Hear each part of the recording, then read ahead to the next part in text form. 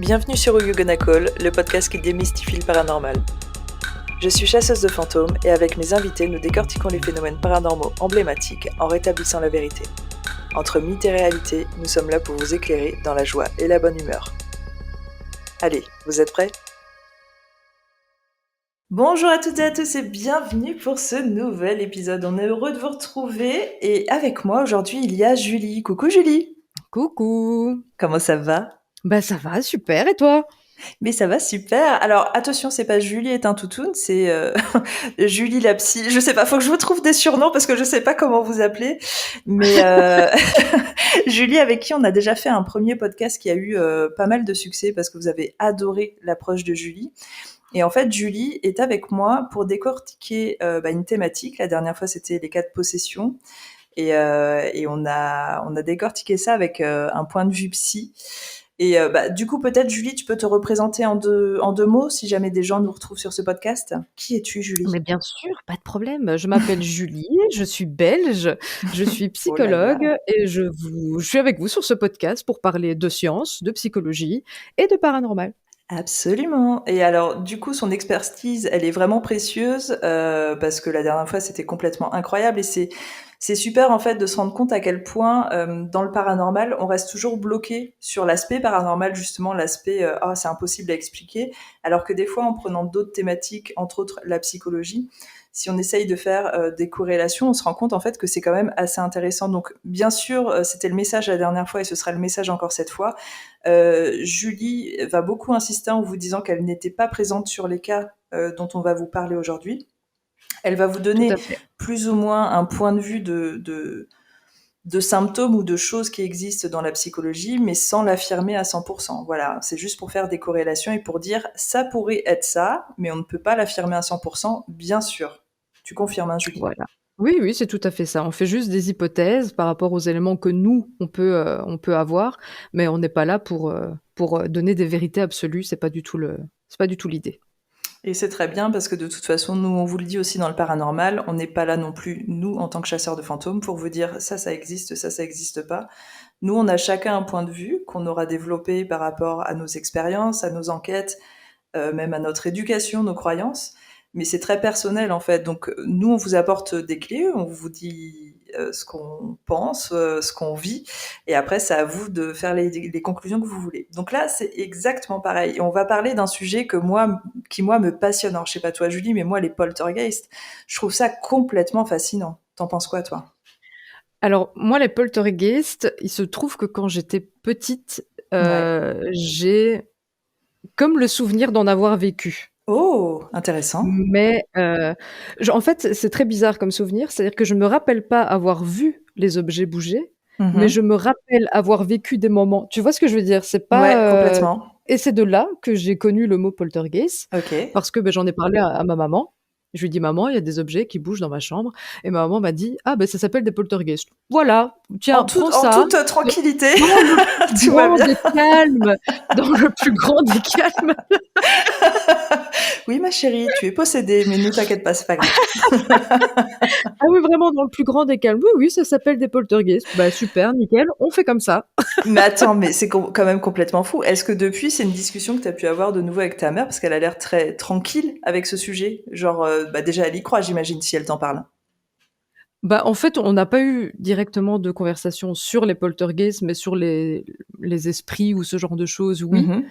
Et je me rappelle que petite, quand j'avais des peurs, parce que j'avais l'impression d'être entourée ou quoi, parce qu'on est dans une vieille maison avec beaucoup d'histoires, elle me disait, écoute, si les fantômes avaient voulu te faire du mal, ça fait longtemps que ça serait fait. Elle me C'est disait une ça. très très bonne approche. Et donc, je me disais, oui, en fait, elle a raison. Personne m'a jamais rien fait, c'est que tout va bien. Donc voilà. C'est très très bien. C'est une très bonne approche et très simple et très concrète.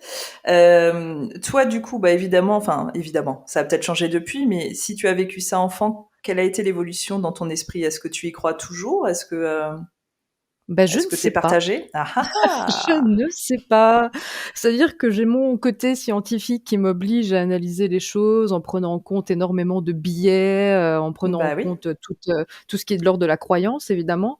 Mais à côté de ça, il reste quand même pas mal de choses inexpliquées. Et c'est ça qui est intéressant. C'est Eh oh! complètement ça qui est intéressant et moi, c'est ça qui me fascine. Alors, on va déjà, revenir sur la définition poltergeist, telle qu'on peut le trouver dans le Petit Larousse, par exemple. Alors déjà, poltergeist, c'est un terme allemand qui signifie esprit frappeur, et la définition exacte, c'est phénomène paranormal spontané et répétitif, se manifestant par des déplacements ou lévitation d'objets, par des coups sonores, etc. Il faut savoir que ce terme poltergeist, alors il est un petit peu dans notre environnement, tu sais, de façon très naturelle. C'est-à-dire, je crois que je ne connais pas une personne qui connaît pas ce terme, même quand on n'est pas dans le paranormal, parce qu'il y a des films déjà qui s'appellent Poltergeist, qui le C'est mentionnent. ça, ouais. On a tous regardé au moins une émission paranormale, genre les 30 histoires les plus mystérieuses qui vont en Ouais, faire ouais. mention. C'est vraiment oui, hein, on a tous été traumatisés par ces émissions à la con. Voilà, c'est vraiment un phénomène qu'on connaît très très bien, sans l'avoir forcément vécu. Et à côté de ça, il faut savoir en fait que c'est un terme qui est entré dans notre langage courant en 1848 au travers d'un livre qui s'appelle The Night Side of Nature. Et il faut savoir que c'est une femme en fait qui s'appelle Catherine Crowe qui est plus ou moins, alors ça n'a jamais été, enfin, j'allais dire ça n'a jamais été véritablement mentionné, mais surtout parce que l'histoire est surtout met en avant surtout des hommes. Mais Catherine Crowe serait peut-être la première chasseuse de fantômes. Et en fait, elle a écrit ce livre qui est une étude sur les phénomènes paranormaux. Et elle, en fait, à l'époque, elle s'était rapprochée de l'Allemagne parce qu'en Allemagne, ils étaient très avancés sur les études dans le paranormal. Et en fait, elle s'est rendue compte en faisant ses recherches que ce terme ressortait, poltergeist, et du coup, elle l'a étudié avec eux. Et c'est la première à en faire mention. Et c'est grâce à elle, en fait, qu'aujourd'hui, on l'utilise dans notre langage courant, j'ai envie de dire, parce que c'est pas seulement dans le paranormal, et qu'on connaît le terme poltergeist, parce que sinon, ça aurait probablement un autre nom. Il faut savoir aussi qu'en France, on a un sacré personnage qui est lié au phénomène poltergeist, parce que ce qui revient souvent quand on parle avec des personnes lambda ou même non lambda, hein, des enquêteurs, c'est qu'on a l'impression en fait que les phénomènes poltergeist c'était à une certaine époque et que ça n'existe plus. Ce qui n'est pas vrai du tout. C'est juste en fait que les informations, les médias n'en parlent pas trop. Alors que de temps en temps, si on ouvre un journal, ça va être rigolo parce qu'il va y avoir un fait divers qui va mentionner un poltergeist, comme il pourrait mentionner le chat de Madame Martin a été retrouvé dans un arbre. On va en retrouver quand même de temps en temps. Mais c'est vrai que aux infos, bien sûr, vous n'allez pas retrouver des informations comme ça, alors que dans les années 70-80, c'était des choses dont on aimait parler. Donc on allait retrouver ça plus facilement. Dans les années 90, on le sait, il y a eu l'émission Mystère qui a mis en avant beaucoup de cas. Et depuis, je pense que les médias n'ont pas voulu parier là-dessus. Enfin, de toute façon, moi, je peux vous le confirmer parce que j'essaye en permanence de placer des émissions de paranormal à la télé et ils sont vraiment pas ouverts d'esprit. Donc ça, c'est normal en fait que vous n'entendiez plus parler, mais ça veut pas dire qu'il n'y en a plus. Bien au contraire. Et il faut savoir en fait que pendant très longtemps, il y a un personnage en France qui a été extrêmement connu et qui est encore connu, mais plus par les gens du milieu, qui s'appelait Émile Tizanet. Alors je sais pas si tu connais Julie, toi, Émile Tizanet. Non, ça me dit rien du tout. Et c'est normal, ne t'inquiète pas. Et alors attention, Émile Tizanet, c'est un sacré personnage puisque son métier de base, c'est qu'il était gendarme. Mais en fait, c'est devenu un gendarme chasseur de fantômes spécialisé en poltergeist. Attention, hein, c'est quand même... on est entre les années 1930 et 1954. Émile Tizanet est appelé de temps en temps sur des cas de phénomènes paranormaux dans des maisons. Et en fait, lui, il se passionne pour ça. Il finit par se passionner pour ça. Il décide de se spécialiser. C'est un petit peu le Mulder français, tu vois, dans les années Ah ouais, 30 à 50. Et lui, en fait, il mais c'est va génial! vraiment... Mais c'est incroyable, en fait. Et pendant 25 ans, il va ne faire que ça. Et il va traverser la France entière. Il va faire plus de 200 enquêtes. Et lui, il va vraiment finir par se spécialiser dans le poltergeist. Et en fait, moi, j'ai un livre qui retrace sa vie, en fait, et toutes ses recherches. Et tu as vraiment énormément d'archives dedans qui est incroyable. Je vous le recommande. Je mettrai le titre sur Instagram. C'est un livre qui est pas donné, mais c'est un livre vraiment qui vaut le coup parce que on voit à quel point il a été passionné, il a fait des recherches incroyables. Alors, il y a certaines de ces théories qui portent à controverse, entre autres, on va y revenir, mais pour lui, le poltergeist, c'était un petit peu la théorie de la vilaine petite fille. Et en fait, ce terme-là Mmh. a vraiment rendu fou beaucoup de monde parce que c'est pas possible en fait de lier le poltergeist à une vilaine Ouais, petite bon. fille. Déjà, pourquoi mais à côté de ça, en fait, il a vraiment fait un travail remarquable. Alors, bien évidemment, vous pouvez l'imaginer, hein, si c'est déjà compliqué aujourd'hui d'être dans le paranormal, lui, à l'époque, en étant policier, il a vécu l'enfer, mais il n'a pas lâché et il s'est accroché. Et ses archives sont vraiment formidables. Donc ça, vraiment, voilà, ça existait. Et je vous dis, ça s'est perdu, en fait. Hein. Après Mystère, en fait, les médias se sont détournés de ça et c'est pour ça que vous en entendez plus parler. Moi, j'ai pu assister à des phénomènes poltergeist, avec cette chère d'ailleurs Julie est un toutoun entre autres, et bah aussi la propriétaire du château de Fougeray puisque ça se passait dans son château. J'ai eu cette chance-là parce que c'est quand même pas commun en fait. Les phénomènes poltergeist, t'as pas ça partout. Et j'ai trouvé ça intéressant parce que j'ai vraiment pu voir une évolution. On pourra en reparler avec les cas qu'on va mentionner après. J'ai vraiment pu voir une évolution dans ces phénomènes poltergeist qui sont plutôt, je dirais que dans le temps, ça ne dure pas en fait. C'est pas éternel en fait. Tu vois, au bout d'un moment, ça va s'arrêter. Et ce qui est intéressant, c'est de se dire mais pourquoi en fait. Si t'as les mêmes personnes dans la même maison, pourquoi ça s'arrête? Et c'est souvent une histoire, alors bien évidemment d'énergie, ça on y revient souvent, mais de choses qui vont se passer au cœur de la maison, de personnes présentes. Mais moi, par contre, ma théorie, c'est que ce ne sont pas des esprits frappeurs comme son nom pourrait l'indiquer. Ça n'a rien à voir pour moi avec les fantômes ou les esprits.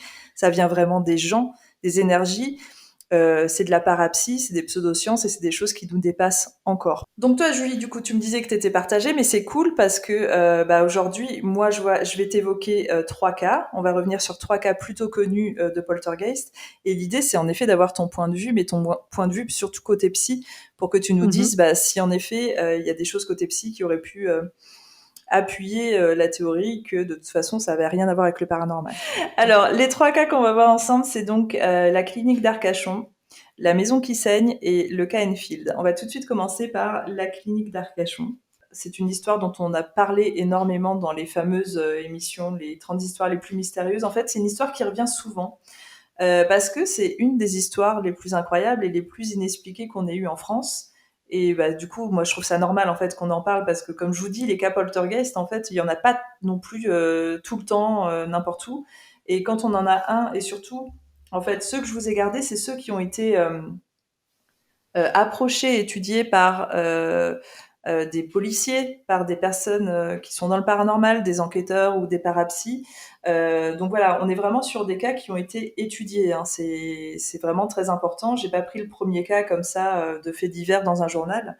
Et là, la clinique d'Arcachon en fait partie. Donc on est sur une clinique qui est plutôt orthopédique. Elle est tenue par un certain docteur Alain Queneau pendant 25 ans. C'est assez important parce qu'en fait, c'est ce docteur qui est à la fois directeur qui va mettre en place certaines choses et surtout qui va assister à ce phénomène incroyable qui va débarquer du jour au lendemain en mai 1963. Les personnes qui sont à la clinique, qui sont donc malades, sont dans le jardin pour prendre un peu le soleil et se prennent des petites pluies de cailloux comme ça sur le visage et sur le coup ils se disent bah voilà il y a un gamin qui doit être derrière le mur qui lance des cailloux donc bon, ça râle un peu machin ça continue ils se prennent des petits cailloux comme ça et il y a une personne quand même il y a un infirmier qui va vérifier il trouve personne donc il dit bon bah ok bizarre le lendemain même chose le surlendemain, même chose. Et ça passe comme ça tous les jours, dès qu'ils sont en extérieur, ils se prennent des petits cailloux dessus, quoi, comme si quelqu'un les visait. Alors parfois, c'est vraiment des poignées entières, quoi. Et bon, bah, du coup, ils sont vraiment en groupe à chaque fois à le constater. Il y a même parfois 1 ou 2 infirmiers. Et les semaines passent, ils osent pas trop en parler quand même à d'autres personnes parce que bah voilà, ça reste des phénomènes. Dès que c'est un petit peu hors du normal, en fait, on n'aime pas trop en parler aux gens parce qu'on a toujours l'impression qu'on va passer pour des fous. Et ça, c'est vraiment très humain, on va dire. Les semaines passent et ce qui va se passer, en fait, c'est que c'est plus des petits cailloux qui vont être jetés, mais c'est parfois des galets et même des briques. Alors, pardon, ça me fait un peu sourire, mais je me dis quand même, mais c'est hyper sadique et cruel en fait de se dire allez jette des briques sur des gens qui sont déjà malades, enfin c'est n'importe quoi. Et pareil, ça vient de plusieurs endroits, ça vient pas toujours du même endroit, ça vient parfois de derrière un mur, parfois de derrière un buisson, parfois ça a l'air de venir d'au-dessus de la clinique, du bâtiment, et à chaque fois quelqu'un va vérifier, on trouve personne. Et là les semaines passent, les gens n'en peuvent plus, mais ils décident de toujours pas parler, ils gardent ça pour eux, quoi. Juste, ils évitent de sortir parce qu'à chaque fois qu'ils sortent, ils se prennent des cailloux. Les gens finissent quand même, enfin ceux qui assistent à ça en parlent entre eux, ils se rendent compte quand même que les phénomènes ont toujours lieu en présence d'une certaine jeune fille qui s'appelle Jacqueline et qui a 17 ans. Du coup, justement, c'est elle qui se prend les plus gros cailloux, les plus grosses pierres. À chaque fois, ça a l'air de la viser. Si tu préfères, les autres, c'est plutôt des impacts, mais elle, on dirait que ça la vise à chaque fois. Mais voilà, il y a rien qui se fait et en fait, il va se passer 3 mois Et Jacqueline, en fait, elle en peut plus. Elle est véritablement, enfin, elle est blessée par les coups de cailloux, machin, et psychologiquement, en fait, elle en peut plus. À chaque fois qu'elle fait un pas à l'extérieur, elle se prend des cailloux. Elle va voir le directeur. Elle dit, moi, je peux plus vivre ça. La chance qu'elle a, c'est que le directeur l'écoute, en fait, et il décide de faire quelque chose, parce qu'il pourrait se dire, non, mais n'importe quoi, et il décide de faire quelque chose. Donc, la première chose qu'il va faire, et c'est ce qui se faisait à l'époque, et c'est d'ailleurs pour ça qu'on avait Émile Tisane à l'époque, c'est qu'on appelle la police. Et là, la police vient, et bah, ça s'arrête à ce moment-là, donc ils ne constatent absolument rien. Donc ils repartent. Et du coup, le directeur, il décide bien sûr de ne pas s'arrêter là. Il sait à l'époque qu'il y a l'IMI, l'Institut Métapsychique International qui existe, et du coup, il décide d'appeler le président pour dire, voilà, moi j'ai un cas de pluie de cailloux, d'objets qui sont jetés sur mes malades. Voilà, est-ce que vous pouvez m'envoyer quelqu'un parce que je ne sais pas ce qui se passe et j'ai besoin que quelqu'un soit là pour enquêter. Et du coup, le directeur de l'IMI, qui s'appelle Monsieur Martini, envoie sur place un enquêteur qui s'appelle Robert Toquet. Alors, Robert Toquet, c'est un enquêteur spécialisé dans le parapsy, et il vient du coup plusieurs jours sur place, il dort sur place pour vraiment constater tout ça. La chose pas mal qui va se passer, c'est que sur une des enquêtes où il y a Robert Toquet, on demande aussi à un policier de venir, et ce policier, en fait, il va constater de lui-même, et ça c'est cool, un jet d'une énorme pierre qui provient d'une chambre, comme si ça avait été jeté par la fenêtre. Et là, vraiment, le policier le voit de ses yeux. Donc là, il se dit, allez, c'est bon, on a le coupable, je vais l'arrêter, bim, c'est fini cette histoire. Tout le monde part en courant, lui en premier, le policier, porte fermée à clé. Ils ouvrent la porte, c'était une chambre désaffectée. Rien dedans, personne, et la chambre est fermée à clé d'extérieur. Donc là, Ok. tout le monde blanchit un peu en se disant, ok, le policier, tu vois, policier quoi, il est obligé de dire la vérité. Il dit, bah moi je suis sûr et certain que j'ai vu cette grosse pierre Ouais. arriver de la fenêtre de cette chambre, donc je sais pas quoi dire. Bien sûr, le policier part et Robert Toquet reste sur place. Mais Robert, il va quand même constater qu'en effet, qu'à chaque fois qu'il y a Jacqueline, il se passe quelque chose. Donc il va parler avec Jacqueline. Et en parlant avec elle de tout et de rien, il va se rendre compte en fait que bah, Jacqueline, en fait, elle est extrêmement dépressive, elle va pas bien du tout psychologiquement. Et elle va beaucoup, beaucoup se livrer sur sa vie, sur ce qui se passe dans sa tête, sur ses envies de mourir, sur des choses comme ça. Mais en fait, il va se passer à ce moment-là que, euh, comme si ça avait pu libérer Jacqueline, en tout cas si c'était bien lié à elle, les phénomènes vont un petit peu se tasser, en fait. Ah. Et là, déjà, il va trouver ça intéressant, parce qu'il va se dire, ok, est-ce qu'elle avait besoin de parler? Est-ce qu'elle avait des émotions qui étaient comme ça, un petit peu renfermées en elle, qui faisaient que ça explosait en termes d'énergie? Enfin, tu vois, si on part sur sa théorie à lui, c'était plutôt ça. Donc lui, à partir du moment où ça se tasse, en fait, il va décider de partir, tout simplement. Il va faire son rapport en disant, j'ai bien en effet constaté des phénomènes paranormaux qui étaient toujours en présence de Jacqueline, et voilà, il est resté de telle date à telle date, et à la date où il est parti, il dit, bah voilà, les phénomènes sont terminés, donc pour l'instant, il n'y a rien à déclarer. Ce qui se passe, en fait, c'est qu'en effet, les phénomènes ne vont jamais revenir. Par contre, il y a un point intéressant, qui est que peu de temps après, la clinique a fermé. Et en fait, c'était prévu. Et dans l'historique, en fait, et dans l'enquête de Robert Toquet, s'est rendu compte, en fait, que le directeur, juste avant que les phénomènes commencent, avait annoncé à tous les patients, à toutes les personnes qui étaient malades, qu'il allait revendre la clinique, qu'elle allait fermer d'ici quelques mois. Et en fait, tu sais, comme si ça avait pu provoquer une sorte de stress auprès de quelques personnes et peut-être de Ouais, Jacqueline, ouais, ouais. les phénomènes ont commencé. Et après, bah, la clinique a été revendue, et en fait, après, elle a été détruite, mais entre-temps, il s'est plus jamais rien passé, si tu préfères. Ça a vraiment duré pendant 3-4 mois de façon extrêmement intense, extrêmement violente, et plus rien. Et voilà pour Ok. l'histoire de la clinique d'Arcachon. Alors, qu'en penses-tu? Bah, écoute, j'ai quand même regardé un petit peu moi aussi, qu'est-ce que ça raconte au niveau de l'histoire, au niveau de Mhm. qu'est-ce qui a été dit sur Jacqueline, et cetera. Il se trouve qu'avant Jacqueline, il y a une autre jeune fille qui Ouais, était dans la même chambre, qu'elle, Angelina, tout à fait.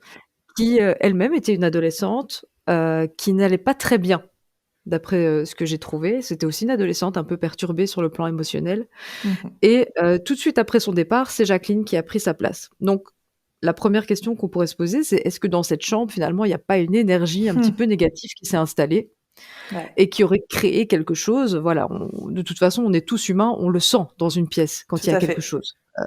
Parfois, on rentre quelque part, on dit: C'est lourd ici, c'est Complètement. tendu, c'est voilà». Et, et c'est les gens, comme tu dis, qui provoquent ça. Tu disais: «Moi, je suis persuadée que c'est les gens, c'est les énergies, c'est voilà». Mais moi, j'en suis persuadée aussi que Tu en es quand on rentre dans persuadée? une pièce et que les gens sont en tension ou qu'il y a quelque chose, une énergie négative ou même très positive, hein, d'ailleurs, dans les 2 cas, ça a un impact sur l'ambiance générale de la Tout à pièce. fait, tout à fait. Ça pour moi, j'en suis persuadée. Alors j'en suis pas persuadée scientifiquement, j'en suis persuadée par mon ressenti. Partant de là, si effectivement il y a déjà eu dans cette chambre une ambiance comme ça, par une jeune fille qui avait un peu les mêmes troubles, les mêmes problèmes et qu'une autre personne vient avec ça, est-ce qu'il y a pas dans cette chambre quelque chose qui se passe quoi, finalement? Moi, Mais c'est un peu oui, ça ma question. Est-ce que ouais. cette chambre finalement elle est pas habitée par une énergie qui est un peu, dans le même état que ces jeunes filles-là, quoi? Ouais, mais est-ce que tu veux dire du coup une énergie qui serait, pas liée à elle, une énergie différente que ces 2 filles ou une énergie qui serait provoquée par ces 2 filles? Alors peut-être provoquée par les 2 filles Mmh. ou provoquée par la première, l'énergie se serait installée et aurait touché Jacqueline après. D'accord, Tu vois ce que je veux dire? complètement, Comme si OK. l'énergie s'était installée dans la chambre et qu'elle aurait eu un impact aussi sur la personne qui s'y installe après. Ouais, je vois très bien, OK. Donc moi là, je suis plus vraiment sur l'idée de d'ambiance qui peut s'installer dans une pièce. Après pour ce qui est des jets d'objets, là par exemple, je patauge là. Pour moi, on est sur un mystère le plus complet. Enfin moi, quand je lis ça, ça me paraît complètement fou. D'autant plus que quand j'ai fait mes recherches sur les phénomènes poltergeist, il se trouve que Ouais. c'est un phénomène qui revient régulièrement en fait, les jets de pierre. Oui. Alors C'est pas les jets de pierre, ouais. oui, c'est fou quand même, hein? Ou comment tu l'expliques? Je sais pas, peut-être parce que ce sont des objets peut-être les plus légers que tu peux trouver en Plus extérieur léger et peut-être, qu'une ouais, c'est ça, une énergie peut-être. pourrait soulever, je pense que c'est un peu lié à ça et à l'intérieur, enfin quand même, dans les phénomènes poltergeist, tu as quand même des meubles parfois qui sont déplacés, poussés, Mmh. c'est quand même hyper impressionnant. Est-ce que toi dans des cas psy, tu as des cas justement qui sont liés à des objets qui sont déplacés, qui tremblent, qui vibrent, je sais pas? Directement des objets qui tremblent ou qui vibrent ou ce genre de choses, enfin, en tout cas, constater des poltergeists, non. J'ai jamais D'accord. constaté ça dans le cadre de mon travail. Par contre, des énergies qui ont pu déclencher des choses, je pense que j'en ai déjà vécu, dans mon travail. Donc, Heu, genre un épisode de tension peut-être avec, des personnes qui sont malades et se rendre compte qu'il y a des c'est choses ça, qui se passent, genre la lumière qui clignote, exactement. des choses comme ça? Oui, exactement. Là, on est plus, et d'ailleurs, ça s'est passé il y a pas très longtemps, une période extrêmement difficile pour un bénéficiaire, que j'accompagnais Mmh mh. et qui a déclenché des problèmes dans le bâtiment. Juste à ce moment-là, des problèmes d'inondation, des problèmes, enfin voilà, il s'est passé plein de choses juste à ce moment-là, au moment où il y avait une tension énorme, Ouais, heu, pour cette personne ouais. et j'ai pas pu m'empêcher moi, à un moment donné, de me dire: «Ouh là, Ouais, qu'est-ce qui se bah, passe?» alors pour la petite aparté, c'est un cas que je t'ai accompagnée, hein, sur ce cas parce que Ouais. c'est arrivé d'un coup, c'était extrêmement violent. C'était lié en effet à un cas qui se passe, chez toi qui était extrêmement, compliqué et on a trouvé ça complètement fou parce qu'en plus, au moment où tu découvres tout ça, il y a personne dans le bâtiment, ils sont tous repartis dans leur famille, hein.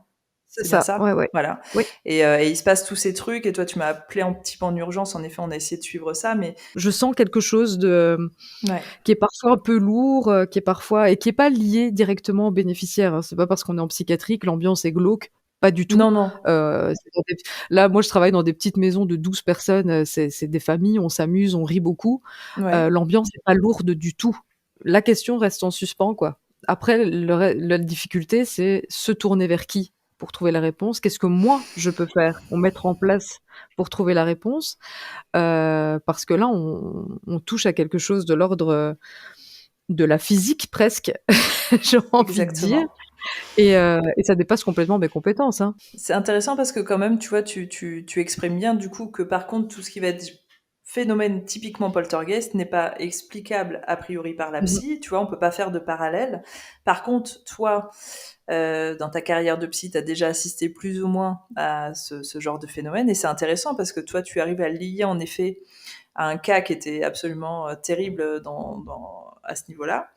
Et du coup, tu vois, il y a quand même un truc qui rejoint déjà la première histoire qu'on vient de dire et peut-être les autres. En fait, il y a peut-être toujours, tu Ouais. vois, une sorte de fil conducteur qui est le même, qui va expliquer comment des poltergeists vont se provoquer à un endroit, combien de temps ils vont durer. Je pense que c'est en fonction de la situation de toute façon, et qui sont plus ou moins liés toujours à une personne ou à un groupe de personnes.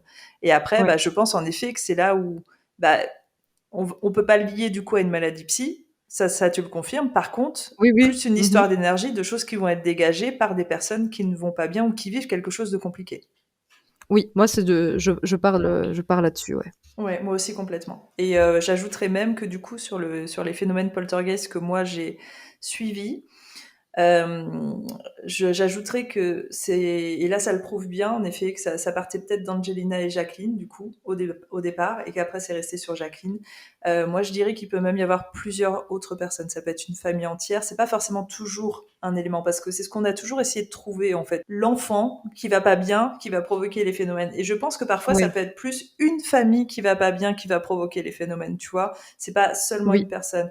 Et des fois aussi, c'est pas seulement des gens qui vont pas bien, c'est juste des gens qui ensemble créent une super énergie. Et moi, du coup, c'est ce que j'ai vécu au château de Fougeray. C'était une équipe de femmes qui, une fois ensemble, créaient une sorte de truc qui rendait les phénomènes poltergeist possibles. Et ça, c'était complètement fou. Je te propose du coup qu'on passe à la deuxième histoire parce que du coup, elle est aussi intéressante, Ouais. qui est donc l'histoire des murs qui saignent. Alors cette Mmh. histoire, par contre, tu la connais, hein, tu en as entendu Oui, parler. bah oui. Et j'ai Oui, envie de oui. dire Wiki n'en a pas entendu parler parce que c'est C'est ça. vraiment l'une des histoires les plus connues. C'est vraiment celle, quand je repense à Mystère, pour moi, il y a au moins deux histoires dont je vais me rappeler. La maison qui saigne, c'est sûr, ça m'a traumatisée, et les pommes là qui volent à travers la porte. C'est les deux histoires dont je me rappelle tout le temps. Et la maison qui Attends, saigne, la ça maison m'avait... qui saigne, ça t'a traumatisé? Pas toi? Bah non. Mais c'est Enfin, horrible, c'est une maison qui saigne. ça m'a étonnée, mais ça m'a pas, non, ça m'a pas Ah non, traumatisée. mais moi, de toute façon, moi, quand j'étais gamine, vu que j'avais baigné dans ces histoires de fantômes et que j'avais Ah bah extrêmement oui. peur, Oui, oui, tu me oui. rajoutais derrière Mystère, déjà le générique, j'avais envie de crever. Les histoires, je les trouvais horribles, en fait. Et tu sais, on s'en rendait pas compte, mais moi, j'en regarde de temps en temps maintenant. Les reconstitutions, elles étaient catastrophiques, et à la fois, elles étaient catastrophiques, flippantes, en fait, parce que c'était tellement mal fait que ça faisait extrêmement peur. Et je trouve que La maison qui saigne, en fait, même quand tu la regardes aujourd'hui, elle a un truc. Ça fait un vrai film d'horreur des années 70, ça fonctionne bien, quoi. Et donc, Ça la m'étonne maison qu'ils en aient pas fait un, tiens, de film de film d'horreur, d'horreur. Bah oui, sur la maison qui c'est saigne, parce ça qu'on aurait n'est pu pas être, américain, ça. Si ah ça bah oui, avait c'est été aux vrai. États-Unis, tu aurais eu une série de livres, des téléfilms, des films, c'est bon, ça aurait Si été on avait racheté été un aux million. États-Unis, c'est ça, si on avait été aux États-Unis, déjà les Warren seraient venus, déjà. Exactement. Ils auraient trouvé 10 démons, et il y aurait un enfant possédé au milieu de tout ça, tout à fait. Oh là là. Heureusement, on est en France. Mais malgré tout, La maison qui saigne, ça s'est passé dans les années 80, et ça a marqué tout le monde. Alors, on va retracer. Du coup, je disais, en effet, ça a apparu dans l'émission Mystère. Il faut savoir que ça a apparu dans la première émission de Mystère. Donc, je crois que c'est ça aussi qui a marqué. C'est que, Ah à mon oui. avis, on était tous devant notre poste de télévision à l'époque. On savait que ça allait arriver. Et je crois que c'est la première histoire qui sorte de la soirée. Donc, La maison qui saigne, bim, dans tes dents. Ça t'annonce la couleur de ce que tu vas vivre avec Mystère. Et du coup, c'est resté Oh dans mon l'esprit Dieu. de tout le monde. La maison qui saigne, ça se passe à Saint-Quentin, en Picardie, et on est dans les années 80, précisément en 1986. Il y a un jeune couple qui vient de se marier et qui décide d'emménager dans cette maison qu'ils viennent d'acquérir. C'est un quartier plutôt ouvrier où se trouve la maison. Le mari est chauffeur routier, et comme beaucoup de femmes à l'époque, la femme est simplement femme au foyer. Ils n'ont pas encore d'enfants. La femme s'appelle Lucie, et elle reste majoritairement beaucoup dans son foyer pendant que son mari travaille. Un matin, son mari n'est pas là, elle se réveille et elle voit sur les draps des petites gouttes de sang. Elle se dit bon chelou, et puis elle va en retrouver ailleurs dans sa maison. Et elle se dit bon, je verrai avec mon mari quand il va rentrer, peut-être qu'il s'est blessé, machin. Et au final, non. Donc elle avait nettoyé entre-temps, pas de souci. Son mari lui confirme que pas du tout. Et du coup, moi, elle se dit bon, tu vois, quand ça arrive une fois, tu te dis c'est bizarre, mais c'est voilà, tu passes à autre chose. Le lendemain, pareil, rebelote. Elle en retrouve ailleurs, des petites traces de sang. C'est vraiment pas des flaques de sang, c'est vraiment des petites gouttes, comme si, tu sais, tu Mmh. avais pris un pinceau de peinture rouge et que tu l'avais fait, tu vois, genre, on voit pas le geste que je fais, mais que tu l'avais fait un peu gicler comme ça, et ça fait des petites traces comme Mmh. ça. Elle en retrouve comme ça, ainsi de suite, tous les jours, ailleurs, elle nettoie, puis ça réapparaît. Ce qui va se passer, c'est que ça va évoluer en fait. On va passer des traces de sang qui apparaissent tous les jours à des bruits sourds, des coups dans les murs, des bruits de pas, des bruits dans la vaisselle. Alors ça, c'est souvent quand ils sont couchés en fait, et aussi quand elle est seule. Mais majoritairement, en fait, elle assiste seule à ces phénomènes à 99%. Malheureusement, son mari, pas trop. Par contre, son mari la croit sur parole. Au bout d'un moment, ça évolue sans cesse. Elle est jamais tranquille chez elle, en fait. Il décide d'appeler la police. Alors du coup, le brigadier chef qui s'appelle Guy Piette, alors je vais éviter de prononcer son nom tout au long parce que je pense qu'il a un nom très mignon, il vient sur place et alors lui il va tout de suite assister au phénomène. Ça c'est cool parce que du coup il va pas remettre en question la parole de Lucie. Il va tout de suite constater en effet qu'il y a des traces de sang. Alors lui la seule chose c'est quand il arrive le sang est déjà là, donc il peut pas constater qu'il est apparu entre temps. Par contre alors qu'il en entretien avec le couple en bas au salon, ils vont entendre des bruits à l'étage comme si quelqu'un marchait, ils vont monter, il y a vraiment personne quoi. Donc il va se rendre compte de choses comme ça et en fait lui va être un peu ingénieux, ça va être notre petit Émile Tisanet parce qu'il va se dire bon bah écoutez pour vérifier si c'est pas des petits malins qui viennent dans la nuit vous faire des blagues, même si évidemment tout était fermé et que ça avait été vérifié tout ça, ce que je vais faire c'est que je vais mettre de la farine partout au rez-de-chaussée et on va voir. Et je reviens demain et vous restez bien à l'étage et surtout vous déplacez pas et puis on va vérifier tout ça. Il revient le lendemain, pas de traces sur le sol, la farine n'a pas bougé. Par contre, il y a des traces de sang partout en bas. Et là, il se dit c'est pas possible. Donc là, par contre, lui, il va appeler des personnes du bâtiment parce que pour lui, en fait, c'est très important de passer à l'étape au-dessus. Là, vraiment, il a une vérification des faits. Il se passe des choses, en effet, dans cette maison, des choses paranormales, j'entends. Et du coup, il appelle déjà des personnes du bâtiment. Donc là, ce qui va être fait, c'est, bah, en effet, on va un petit peu démonter les murs. On va voir s'il n'y a pas un tuyau qui fuit, qui pourrait être un petit peu, qui pourrait laisser émaner un liquide un petit peu rouge, tu vois, qui pourrait faire penser à du sang. Et absolument pas. Il n'y a aucune fuite, il n'y a aucun problème dans la maison. On va prendre du coup des échantillons de ce sang, parce que si on appelle la maison qui saigne, c'est parce qu'au bout d'un moment, il y avait carrément des gouttes qui dégoulinaient des murs, en fait. C'était un truc de fou.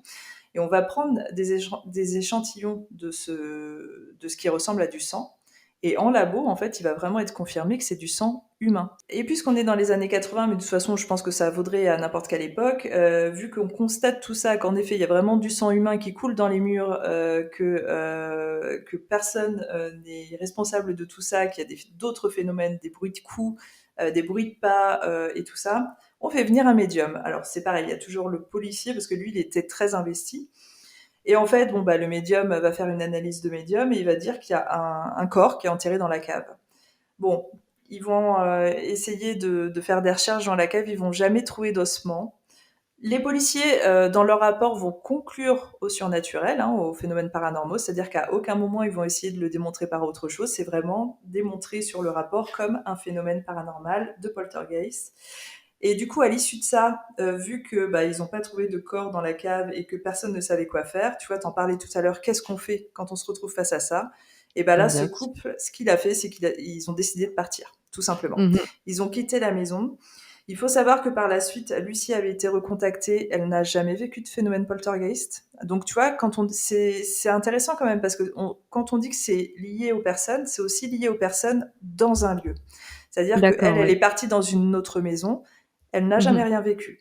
Par contre, ce qui est très intéressant, c'est que par une belle synchronicité, moi, sur une enquête de la nuit du chasseur, on est parti enquêter dans les cachots de Saint-Quentin, donc dans la D'accord. ville où se trouve cette maison. Et en Ouais, ouais, fait, ouais. le guide qui nous a emmenés dans les cachots de Saint-Quentin, son meilleur ami habite désormais dans la maison qui saigne. Eh bien, Ah! il y a zéro phénomène paranormaux depuis qu'ils y habitent.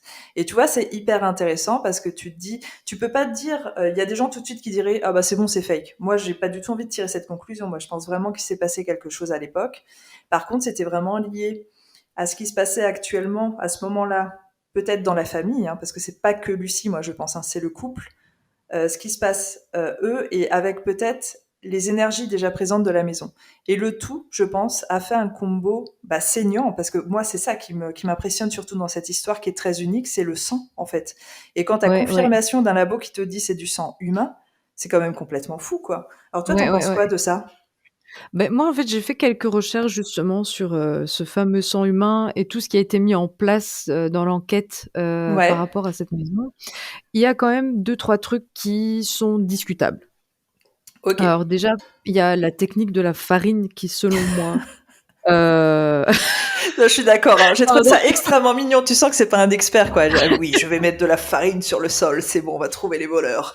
Pour Pas du moi, tout. c'est complètement contournable, hein, en fait, quand c'est ta Oui, maison, tu peux complètement contourner si tu veux, en fait. Rien t'empêche de marcher, de remettre de la farine après. Enfin, mhm. tu vois, je veux dire, pour moi, Oui, oui, c'est vrai. c'est enfin, C'est c'est vrai que c'est un je peu sais même pourri, pas oui. quoi avancer je sais pas quoi avancer comme argument, tu vas, tu fais des taches de sang, puis tu reprends un paquet de farine et tu repasses derrière toi, tu vois ce que je Ouais. ne sais pas. Bon, technique, comme tu dis, mignonne, mais pas technique scientifique, quoi. On Pas l'aime là-dessus, bien, quoi. Guy Piet, il est mignon. Mais non, mais en fait, ce qui est vraiment chouette entre guillemets avec cette histoire, bon, c'est pas une histoire chouette, on s'entend bien, mais c'est que, comme tu dis, l'inspecteur il s'est senti hyper investi. C'est ça. Il s'est pas foutu de leur gueule en fait, Non. Il a et c'est chouette. essayé. Oui, c'est ça, c'est chouette de se dire, il a pris au sérieux en fait cette histoire, il Tout s'y à est fait. intéressé. Quand il a appelé un médium, il l'a fait en se disant, pourquoi pas après tout. Mm. Enfin voilà, moi, Oui, moi je oui. trouve que pour l'époque, chapeau quoi en fait. Ah non, non, C'est complètement. bien d'avoir cette ouverture d'esprit et de pas envoyer chier les gens en les faisant passer pour des débiles en fait. Je Enfin suis d'accord. donc voilà. Alors concernant les taches de sang, il faut savoir que euh, dans l'émission Mystère, justement, il y a un médecin qui est apparu à l'écran, un biologiste. Si Ouais. je ne me trompe pas, c'était le docteur Chancet, Ah Jacques oui. Chancet. Ouais. Et donc voilà, biologiste et analyste en laboratoire. Mais en fait, ce n'est pas ce monsieur qui a fait les analyses de sang. Mm. C'est un autre laboratoire qui a fait les analyses de sang. Un laboratoire qu'on ne sait pas, hein. On ne sait pas c'est quel laboratoire, aucune Ok. idée. Ok. Et c'est un journaliste qui se serait présenté chez ce biologiste avec les analyses et la conclusion comme quoi c'était du sang humain, et qui a demandé à Jacques Chancet de faire une interview en expliquant l'analyse qui avait été faite par leur laboratoire. Mais ce n'est pas lui qui a fait Mm. l'analyse. Et il y a un YouTuber qui s'appelle Monsieur Sam, Ok. Monsieur Sam point d'interrogation, qui a même été plus loin. Il a envoyé un courrier, enfin il a pris contact en tout cas, avec des proches du docteur Chancet qui est décédé aujourd'hui, Ok. pour leur demander qu'est-ce qui s'est passé en fait. Est-ce que c'est vraiment votre, enfin je sais pas c'est qui exactement pour eux, si c'est le grand-père, l'oncle, enfin bref, c'est une personne proche, en demandant en toute transparence qu'est-ce qu'il en était de cette histoire, parce que ça paraît complètement fou de trouver des taches de sang comme ça. Ouais. Et il aurait une réponse. Le docteur Jacques Chancier a effectivement tenu ses propos à la télévision, mais ce n'est pas lui qui a effectué les analyses. En effet, il n'avait eu en sa possession que le rapport d'analyse réalisé par un autre laboratoire, et il aurait donc simplement pris connaissance des conclusions, puis aurait été pendant de longues heures et de longues heures et de longues heures interviewé par un journaliste très très très insistant, et il aurait Ouais. craqué quoi. Au bout d'un moment, il aurait dit ok, ça va, je vais expliquer les conclusions. Et donc, voilà, il a fini par le faire, il a fini par le dire à la télévision. Donc, on est encore sur une preuve qui est. Ouais, un peu D'où il tendancieuse, sort ce quoi. rapport. Oui, c'est ça, Ouais. d'où il sort ce rapport finalement, parce qu'on parle de ce biologiste, mais c'est pas lui. Vu comme ça, toi, pour toi, c'est ni un phénomène poltergeist, ni un phénomène psy. On est vraiment sur un phénomène plutôt de gens qui voulaient attirer l'attention sur eux? Peut-être, Peut-être? je serais peut-être pas aussi tranchante parce que j'aime pas faire des affirmations trop catégoriques, mais euh, pour moi, on n'est pas sur des preuves, on est Ok. sur des C'est choses pas assez suggérées. factuel.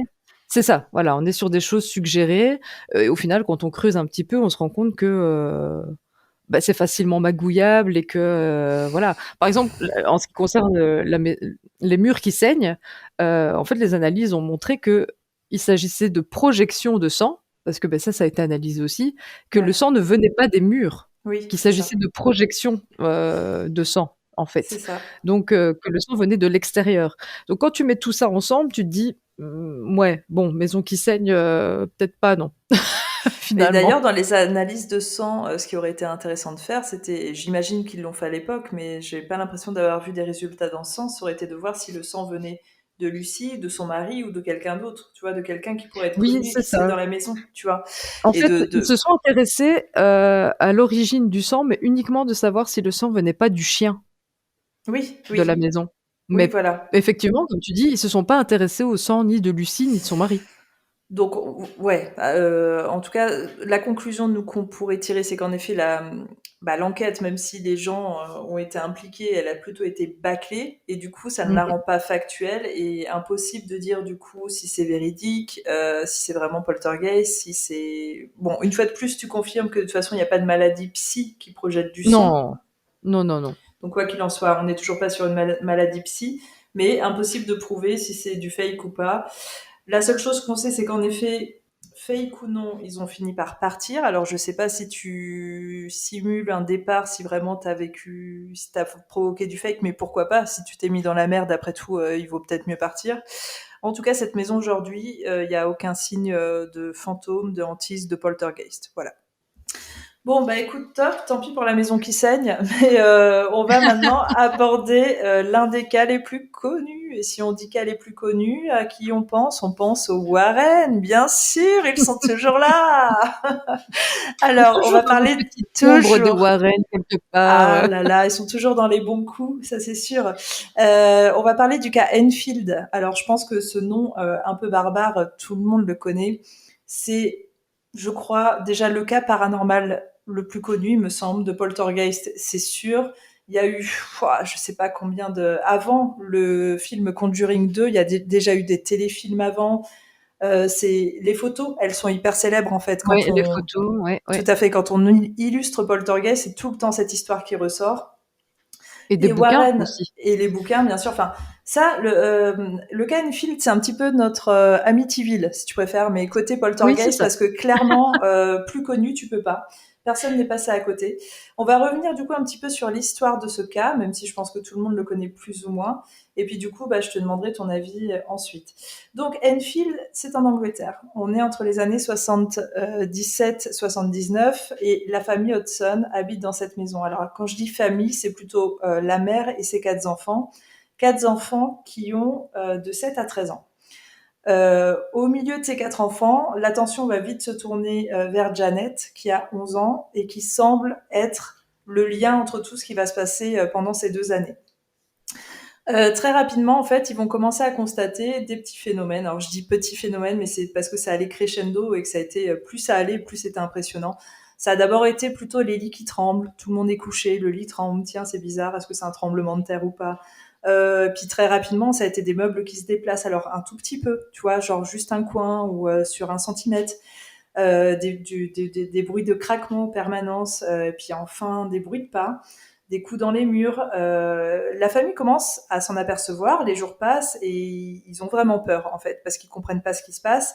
On est sur une famille qui est plutôt pauvre, hein, qui est plutôt un peu isolée comme ça. La mère est seule avec ses enfants, donc elle a peur pour tout le monde.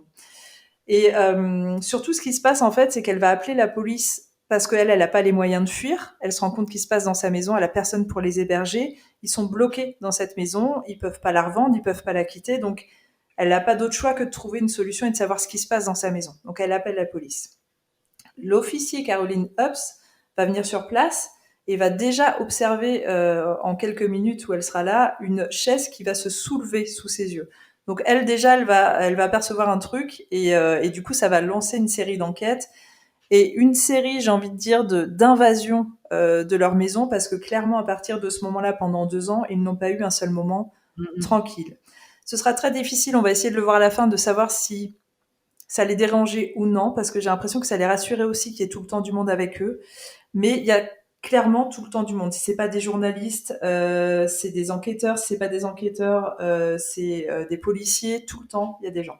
Alors, il y a les journalistes justement du Daily Mirror qui vont venir et eux, ils vont clairement assister aussi à des jets d'objets. Donc, ils vont complètement halluciner, ils vont faire un article dessus. Suite à ça, puisque c'est quand même le Daily Mirror et c'est le plus gros journal encore aujourd'hui en Angleterre, La société SPR, qui est spécialisée dans le paranormal et qui était déjà très connue à l'époque, vont envoyer Maurice Grosse, qui va venir sur place et observer lui aussi des jets d'objets, des déplacements d'objets, et il va rester quelque temps pour essayer de comprendre ce qui se passe. Et c'est là où je dis, déjà sur toutes ces observations, on va se rendre compte que, bien sûr, tous les enfants sont là, mais ça a l'air d'être surtout plus fort quand Janet est dans les parages, en fait. Il y a un renfort qui va venir aider Maurice Grosse, c'est le parapsychologue Guy, alors il faut que je le prononce à l'anglaise, Guy Lyon Playfair, qui va venir plusieurs mois lui aussi, parce qu'on parle pas de quelques heures ou de quelques jours, hein, ils sont vraiment là pendant plusieurs mois. Alors, ils dorment pas sur place, mais ils viennent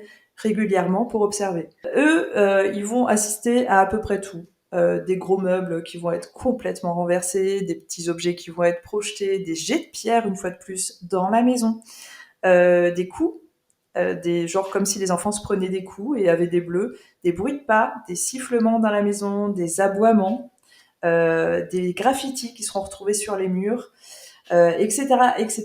Et même des allumettes qui prennent feu, comme ça, toutes seules sous eux, sous leurs yeux. Donc ouais, c'est ils voient, enfin ils ont un listing en fait de phénomènes recensés qui est assez impressionnant. De temps en temps, en fait, ils assistent aussi à autre chose qui semble un peu étonnant, c'est Janet, donc la petite fille de 11 ans, et sa sœur, qui semblent avoir de temps en temps des transes. Alors, c'est là où j'aime bien en fait qu'ils utilisent le mot trans parce que je pense qu'on est à un pas d'utiliser le mot possession en fait. Tu vois Oui, ce que je c'est veux dire? ça. C'est-à-dire que Oui, on n'a pas démontré justement qu'il y avait un lien avec les démons, tout ça, mais on utilise le mot trans. Janet mmh. a aussi des convulsions de temps en temps, donc on est quand même sur un cas qui est assez grave. Alors, je parle même pas d'un point de vue paranormal. Moi, j'ai trouvé ça inquiétant en lisant ça de me dire on est quand même sur une gamine qui va pas bien en fait. Il y a d'autres spécialistes qui vont continuer à venir, comme je vous le disais, ça défile en permanence. Il y a Ed Warren qui va se déplacer, évidemment, parce qu'il faut toujours qu'il vienne au bout d'un moment pour dire que c'est lui l'expert et qui va s'attribuer un petit peu toute la gloire du phénomène. Alors que il faut savoir que la grosse histoire du cas Enfield, en fait, c'est surtout que le gros du travail a été fait par Maurice Grosse et Guy Lyon Playfair, et qu'en fait, comme d'habitude, Ed Warren est venu quoi, genre 3-4 jours, et c'est ce qui s'est passé de toute façon. Il s'est attribué l'histoire, quoi. Et de toute façon, regarde, s'il y a un Conjuring de tourner autour d'eux, c'est pas pour rien. Bah oui. Voilà. Donc Ed Warren, il va venir sur place et il va enregistrer des séances où il dit lui-même qu'apparemment c'est les PVE les plus incroyables qu'il a pu enregistrer au cours de sa carrière. Alors apparemment sur ces séances on entend des voix de différents esprits avec différents accents et parfois dans différentes langues.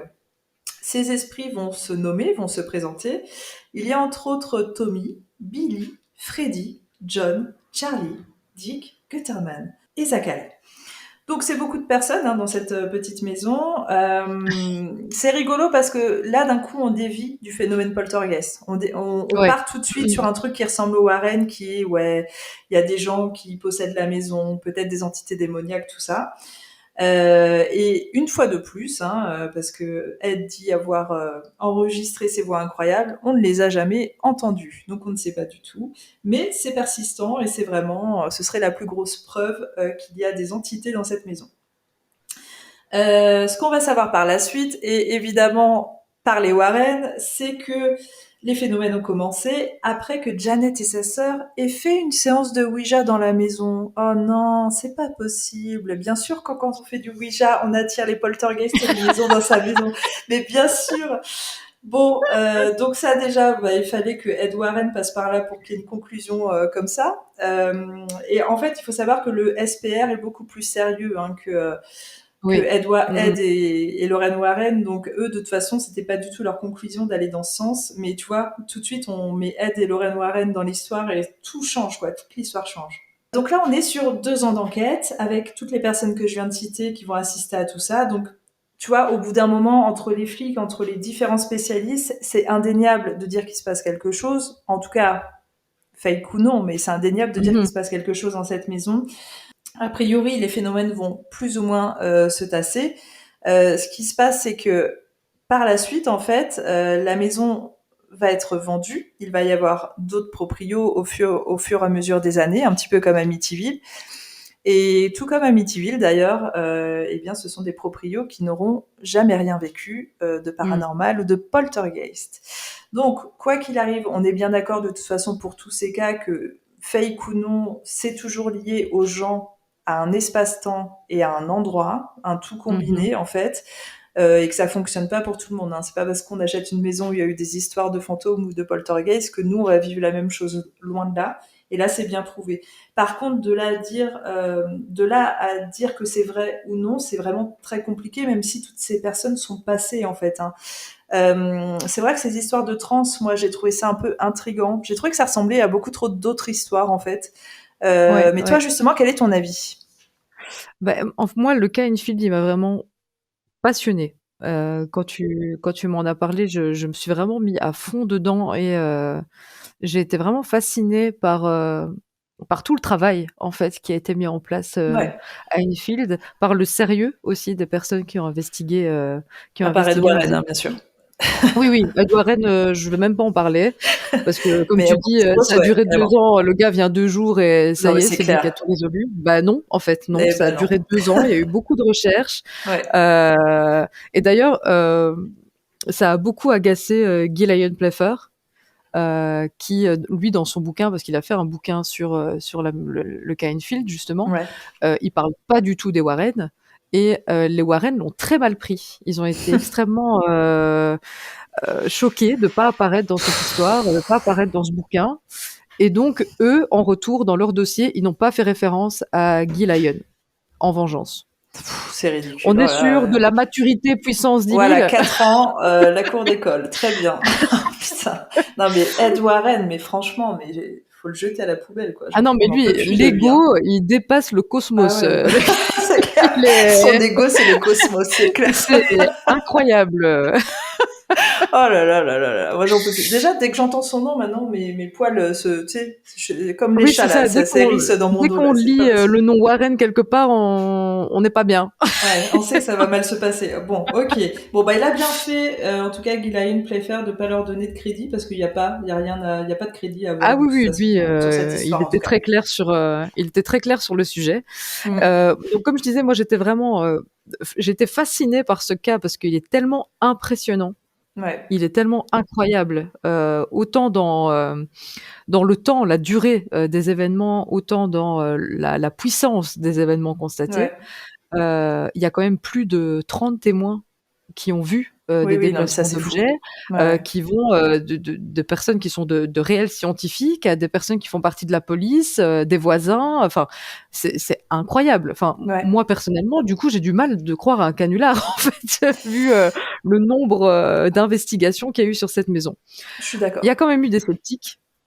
Bien sûr qu'il y a eu des sceptiques. Il y a eu des sceptiques qui ont avancé aussi des théories scientifiques comme l'électricité statique, notamment, comme les Oui, bien sûr, parce qu'on sait que l'électricité statique peuvent renverser les meubles. Hein. Ça, bien sûr, ça a été prouvé scientifiquement, bien sûr. Ça, bien sûr. Par contre, ce qu'on peut faire, c'est une petite expérience que vous pouvez faire avec vos enfants ou tout seul, hein, en fait, si vous voulez. Vous frottez très fort un ballon sur votre tête, un ballon de baudruche, et vous le mettez à côté d'une canette vide. La canette va bouger. Voilà, ça, c'est l'électricité statique. Ça, c'est intéressant. Oui, mais ça, de toute façon, n'essayez pas de faire bouger votre meuble Ikea. Ça ne marchera pas. Vous pouvez essayer. À part s'il est en carton, peut-être. Mais sinon, a priori, non. C'est ça. Et encore. Alors, faire bouger une canette avec un ballon de baudruche, oui. Déplacer un meuble sur 1 mètre, non. Le photographe qui avait accompagné le journaliste, Douglas Benz, le journaliste du Daily Mirror, le journaliste s'est mangé quand même un Lego dans la tronche quand il est allé faire les photos. Les premières fois, ils sont allés dans la maison alors qu'il y avait personne. Il était tout seul, voilà, et il s'est mangé un Lego. Et d'ailleurs, il a été ouvert à l'arcade. Ah oui, on n'est pas sur un petit jet, d'accord. Mais c'est intéressant ce que tu dis parce que ça, je l'avais pas vu. Il était seul dans la maison, donc il y a eu un phénomène alors qu'il y avait personne d'autre. Alors non, ils étaient pas seuls dans la maison, mais ils faisaient le tour de la maison pour filmer les différentes pièces où s'étaient passées voilà, les choses. Et la pièce où il était, il y avait personne, c'est ça? Alors ça, j'ai pas la certitude qu'il y avait personne, mais en tout cas dans l'angle dont il a reçu tu vois ce que je veux dire? Oui. En tout cas, il y avait peut-être quelqu'un à côté, mais pas du bon côté pour se manger un Lego. Ok, ça marche. Je l'explique hyper mal, j'aurais dû dire, il y avait quelqu'un à gauche et son compris à droite. On a tous compris, c'était super, merci. Je vais continuer ce que je disais, parce qu'il faut quand même que je finisse ce que j'étais en train de dire. Pour les sceptiques, il y avait le fameux électricité statique. Non, ça ne fonctionne pas comme ça. Non. Les champs électromagnétiques, trop instables pour dire de prouver quoi que ce soit. Oui, il y a un jeu sur l'impact, sur l'environnement physique, etc. Mais pareil, de là à déplacer des meubles, faire voler des objets comme ça, non. Il y a eu aussi, alors celle-là, je pense que c'était celle qui m'a fait le plus rire, c'est l'intoxication au monoxyde de carbone, qui aurait créé des hallucinations collectives, partant du principe que toutes les personnes présentes dans la maison auraient été intoxiquées, auraient vu la même chose. Donc, c'est impossible. C'est complètement impossible. Alors, sache que c'est intéressant parce qu'aujourd'hui, et véritablement d'un point de vue scientifique, les raisons, parce que aujourd'hui, les plus sceptiques des scientifiques qui veulent démontrer que les maisons hantées n'existent pas, dans les raisons, tu vas avoir les champs électromagnétiques, les champignons, le monoxyde de carbone, c'est toujours une raison qui est citée. Ouais. Et en effet, bien sûr qu'on sait que le monoxyde de carbone apporte des hallucinations, mais je veux dire, les gars, on n'est pas sur un cas de hantise, on est sur un cas de poltergeist, une fois de plus. Exactement. Donc, c'est bien d'associer toutes ces raisons pour quelqu'un qui a fait ses recherches, parce que ça, on le connaît tous, même nous. Mais à un moment, juste, non, ça ne rentre pas là dans ce cas précis. Ça ne rentre pas exactement parce que, comme tu dis, on parle d'hallucinations, donc des choses qui n'existent pas. Là, en l'occurrence, la chaise, elle a bien bougé d'1 mètre. C'est pas une hallucination. Entre autres, voilà. Et puis, le dernier, évidemment, c'est la supercherie. Tout le monde part du principe que ce sont 2 petites filles qui font des bêtises pour se faire remarquer. Les vilaines petites filles, encore une fois. Hein. Oui. La vilaine petite fille, elle est là. Et oui, ces vilaines petites filles qui veulent se faire remarquer, bien sûr. Oui. Donc voilà. Après, en ce qui concerne la supercherie, le problème, c'est que on ne sait jamais prouver que quelqu'un n'a pas menti, n'a pas fait semblant, n'a pas ci, n'a pas là. Mais dans le cas Enfield, quand on voit tous les phénomènes, je pense que s'il y a plus de 1500 phénomènes qui ont été recensés, si je me trompe pas en termes de... Enfin, 1500 en 2 ans, c'est mais la liste, énorme. en fait, moi j'ai cité que quelques phénomènes, mais la liste, elle est infinie. En fait, je crois qu'il n'y a pas un truc qu'ils n'ont pas vécu. Ça va aussi bien du phénomène physique, c'est-à-dire des gens soit qui sont pincés, qui reçoivent un coup et qui vont avoir des bleus après, que des trucs visuels, que des trucs auditifs, sonores. Comme je disais tout à l'heure, des allumettes qui s'allument toutes seules, des objets qui sont projetés. Enfin, il n'y a rien qui n'a pas existé dans cette maison pendant 2 ans. C'est hyper impressionnant. Ouais. Et moi, je voulais quand même insister sur quelque chose, c'est que la société de recherche psychique, comme tu le disais, c'est un département de recherche qui est très, très, très sérieux. Ouais. Tout à fait. C'est un département très sérieux qui appartient à l'université de Cambridge et qui regroupe énormément de scientifiques dans plein de domaines différents, que ça soit des ingénieurs, des biologistes, des physiciens. C'est des scientifiques qui s'intéressent à la question et qui se rejoignent dans cette chaire de recherche. Et donc, ils appliquent évidemment tout ce qui est protocole scientifique strict dans les études de cas qu'ils font. Donc ça, c'est hyper intéressant parce qu'on se dit, là, c'est vraiment pris au sérieux. On est peut-être sur le premier cas qui était à ce point analysé, à ce point pris au sérieux et qui a eu un tel recensement. Comme tu dis, tout a été recensé. Ok, telle date, il y a eu ça. Les témoins, c'était ça. Ça a été enregistré comme ça. Enfin, moi, je trouve ça impressionnant. Alors, on pourrait en parler des heures du cas Enfield, tellement il est intéressant. Mais c'est pour ça, de toute façon, qu'il a eu autant d'impact, tu sais, au niveau du cinéma, tout ça, parce que c'est ça, en fait. Il est très impressionnant et il est potentiellement véridique. Mais juste pour appuyer un petit peu sur la SPR, du coup, on avait déjà fait un podcast où on en a parlé, je vous le mettrai sur Instagram si vous voulez aller écouter. On parlait vraiment de la SPR. La SPR, en effet, comme tu le dis, c'est un organisme extrêmement sérieux qui existe toujours aujourd'hui, qui a été créé au 19e siècle. Et il faut juste savoir, en fait, que eux, à la base, bien sûr, ils sont ouverts d'esprit et ils enquêtent sur des phénomènes paranormaux, des médiums, plein de choses. Mais surtout, en fait, ils ressemblent un petit peu dans leur démarche à des zététiciens, c'est-à-dire que eux, souvent, en fait, ils vont démonter des cas. C'est-à-dire que ce qui va ressortir beaucoup de leurs cas, c'est des cas qu'ils ont démontés parce que ça, si, ça, et ça collait pas, et c'était de la supercherie. Et tout ça a été créé, tu sais, à l'époque du grand spiritisme, donc il y avait des trucs qui étaient très en vogue, et du coup, il y a plein de gens qui ont sauté grâce à eux, on va dire. Et là, en effet, comme tu le dis si bien, on est dans les années 70, fin 70, et c'est potentiellement, alors c'est pas le seul bien sûr, mais l'un des plus gros cas qu'ils ont eu, qu'ils n'ont pas pu démonter. Voilà, donc c'est ça qui Oui, est hyper exactement. intéressant, parce qu'on Ça a est sur des laissé vrais ça spécialistes. exactement et ça a complètement laissé, en suspens, les conclusions, en fait. Qu'est-ce qui s'est passé C'est finalement? Est-ce ça. que c'était vrai? Est-ce que c'était pas vrai? Rien n'a pu être prouvé et c'est Ben non. intéressant parce qu'il y a plein d'anecdotes, hein, tous les enregistreurs, comme tu dis, à un moment, c'est devenu, on savait même plus marcher dans cette maison. Il y avait des fils partout, ils avaient mis des appareils photo qui devaient se déclencher dès qu'il y avait un mouvement, Ouais, des enregistreurs, il y avait tout pour avoir des preuves concrètes, hein, parce que c'est c'était ça. exactement ce que voulait, Maurice Grosse. Lui, il voulait apporter la preuve concrète de ce Tout qu'il à avait fait. pu constater Et il y par en a, ses hein. propres Les yeux. photos, elles sont impressionnantes, hein. Moi, j'ai vu les photos, mais encore une fois, tu as beaucoup de gens qui Oui, disent, «Écoutez, lancer un objet et le prendre en photo, c'est très facile. Sauter en oui, l'air et bien faire comme sûr. si on lévitait, c'est très facile». Le Oui. problème des photos, c'est, que finalement, ça représente une preuve sans en présenter une. Et surtout quand on parle de paranormal, on a toujours plus tendance à se dire que c'est pas une preuve, parce que c'est plus facile de se dire ça, J'allais je dire ça. pense. Et en plus, pour aller beaucoup plus loin que ça, j'ai envie de te dire que une preuve, c'est subjectif en fait. C'est-à-dire que pour Ouais, chaque personne, tu lui demandes, ok, toi demain, quelle est la preuve du paranormal qui pourrait te faire dire, ok, ça existe. Et ben déjà, tu demandes aux gens, ils savent pas, parce qu'il leur faut au moins, je sais pas combien de temps pour savoir ce qui pourrait eux déterminer ce qui serait ouais, probant. Et même si tu le sais, en fait, tu vois, pour quelqu'un, ce serait, il y en a beaucoup qui disent, moi, ce serait voir un fantôme devant moi, tu vois. Et si ouais. tu apportes demain la photo d'un fantôme à des gens, qu'est-ce qu'ils vont dire?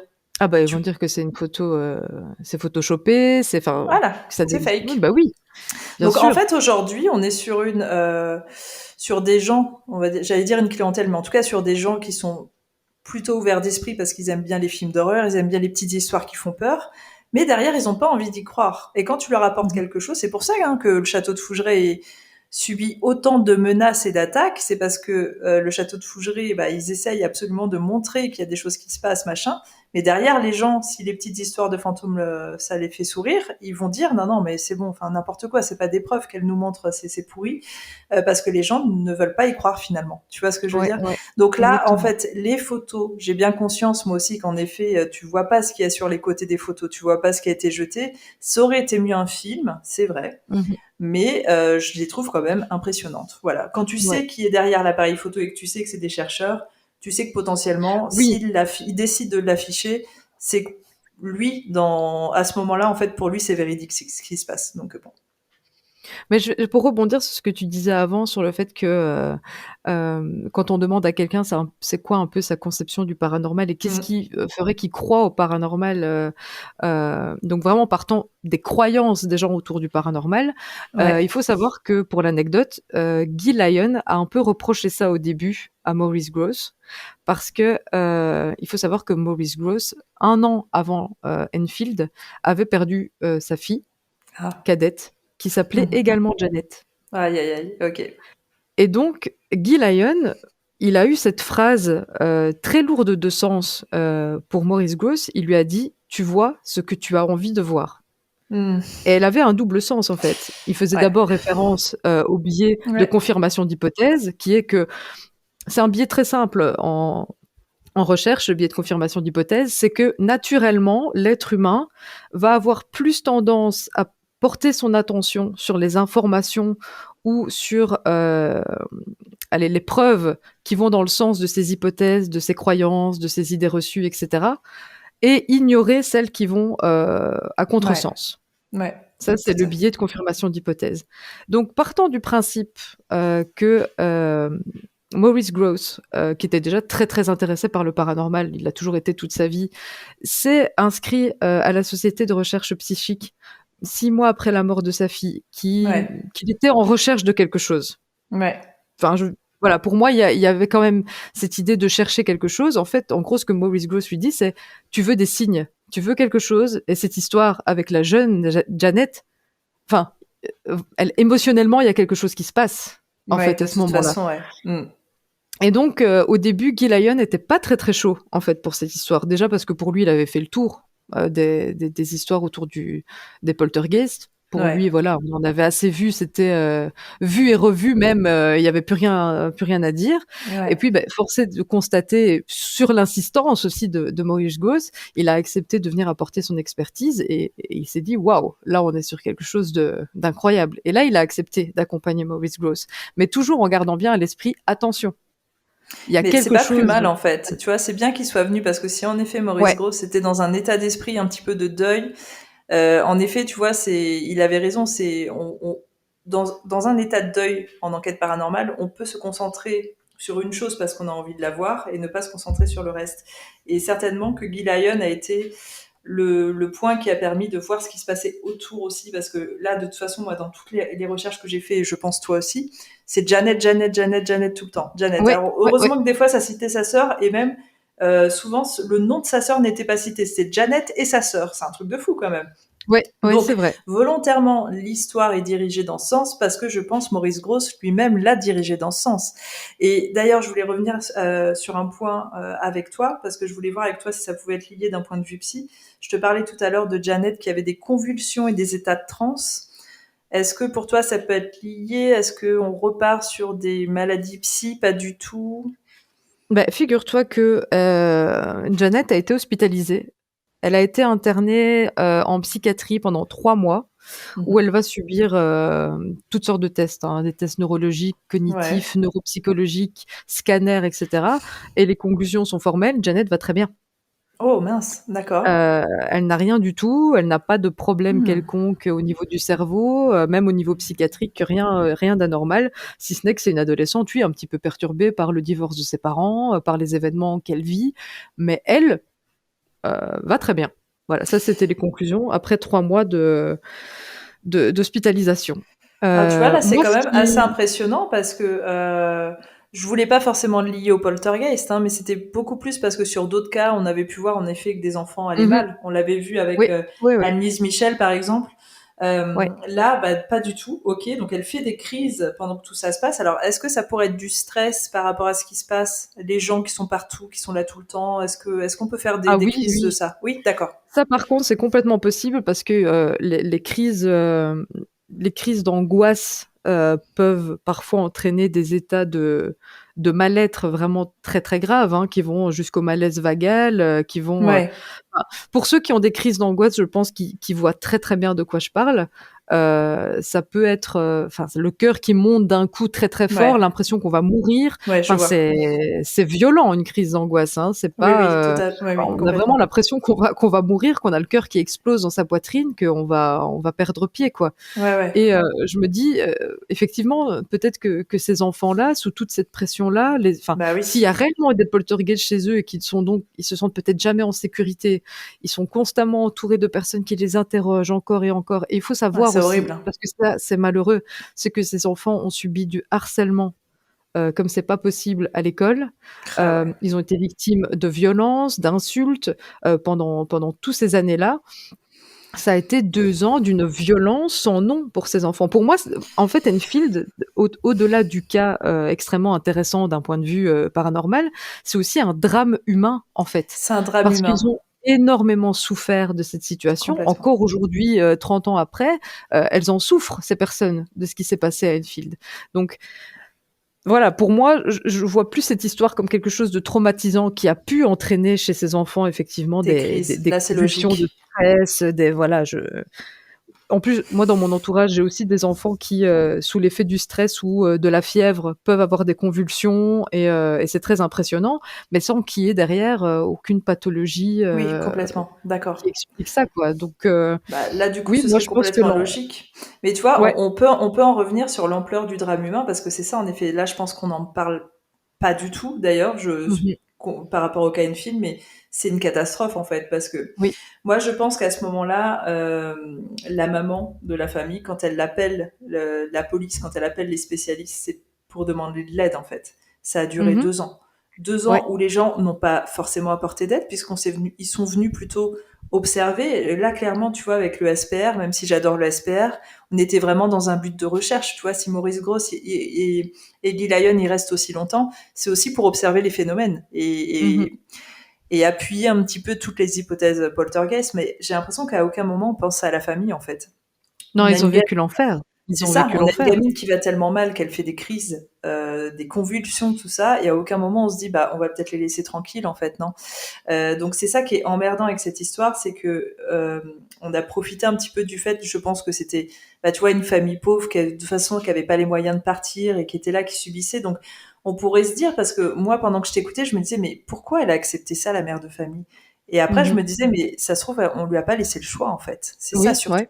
C'est-à-dire Mmh. qu'à partir du moment où elle a ouvert sa porte, elle a dû se dire, bah, elle a dû se prendre, elle était prise au piège, en fait, tu vois, et ça défilait sans cesse. Et c'est pour ça que j'ai commencé avec ça dès le départ, en disant, pendant 2 ans, ça défile tout le temps, ils ne sont jamais tranquilles. Et tu vois, là, tu es en train de me dire que même à l'école, ils sont harcelés. C'est ça. Parce qu'elle a fait des interviews, hein, plus tard, où elle explique qu'elle a l'impression d'être dans un deuil permanent.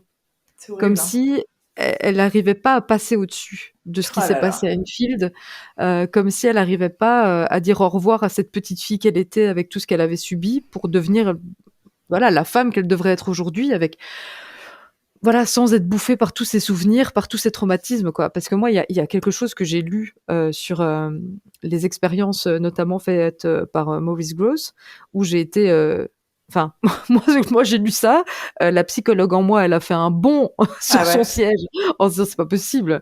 Hem Maurice Grosse, alors pour la petite histoire, ils ont mis comme on disait, des enregistrements partout, des appareils photo, na.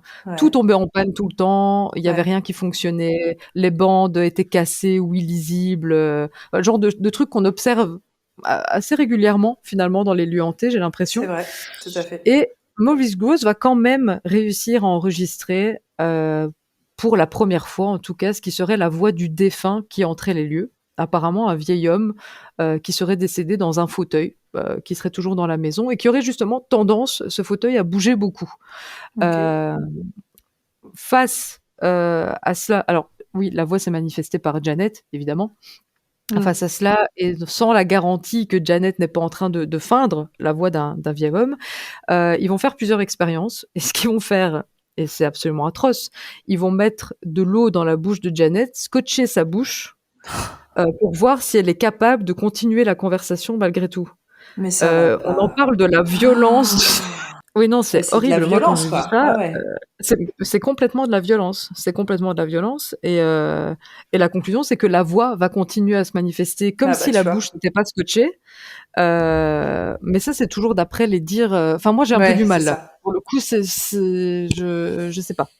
Ouais, c'est ça, Moi, je suis juste c'est restée bloquée par: «OK, on a rempli sa bouche d'eau et on l'a oui, non, ça ça va va pas pas ou de toute quoi? façon. Vous avez pété un câble les gars, va falloir redescendre un peu maintenant». Le paranormal, effectivement, c'est hyper intéressant. Comme tu le dis, c'est fascinant. Tous ces cas nous, voilà, nous mettent, le cerveau en ébullition, mais il Ouais, faut jamais oublier le facteur humain. Et complètement. moi, tous ces cas, que ça soit la jeune fille, dans l'hôpital d'Arcachon qui était extrêmement dépressive et qu'il ait fallu que ses spécialistes viennent et parlent avec elle pour qu'on le sache qu'elle allait pas bien à ce Ouais, point-là. ouais. Que ça soit ici le cas Enfield où on se rend compte que la famille a vécu un véritable enfer, du harcèlement, et qu'aujourd'hui ils en font toujours pas le deuil de cette situation.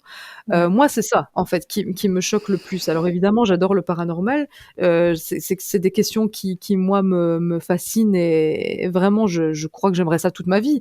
Mais je suis avant tout psychologue et quand je lis tout ça, je me dis: «Waouh, à un moment, il faudrait peut-être remettre un peu les choses dans le contexte humain et voilà, pour réfléchir autrement la manière d'approcher le paranormal». Mais depuis qu'on s'intéresse au paranormal, en tout cas, l'éthique, c'est compliqué.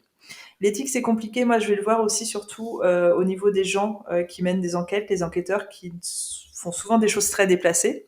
Où souvent, en fait, il y a un rapport au fantôme qui est que je sais pas ce que les gens imaginent du fantôme, en fait, en tout cas de ce que c'est, mais si on part sur la théorie que c'était potentiellement des gens avant, bah, j'ai l'impression qu'ils l'oublient, en fait, ça. Ouais. Et qu'ils Mmh. oublient l'histoire et qu'ils sont là avec leurs petits appareils en disant il y a des fantômes, il y a quelqu'un, machin, nanan.